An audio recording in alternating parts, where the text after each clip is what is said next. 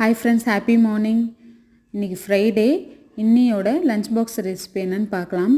சாம்பார் சாதம், பிசிபெலாபாத், பீட்ரூட் வறுவல். நிறைய பேர் வீடியோ பார்க்குறீங்க, சப்ஸ்கிரைப் பண்ணிவிட்டு பார்த்தீங்கன்னா எனக்கும் ரொம்ப சப்போர்ட்டாக இருக்கும். ப்ளீஸ் சப்ஸ்கிரைப் பண்ணுங்கள். பிசிபெலாபாத் அண்ட் பீட்ரூட் வறுவல். நான் காலேஜ் படிக்கும்போது ஒரு ஃபங்க்ஷனுக்கு பிசிபெலாபாத்னோடனே ஏதோ பெரிய டிஷ்ஷு போகலான்னு நினச்சிட்டேன். அப்புறம் தான் தெரியுது அது சாம்பார் சாதம்னு.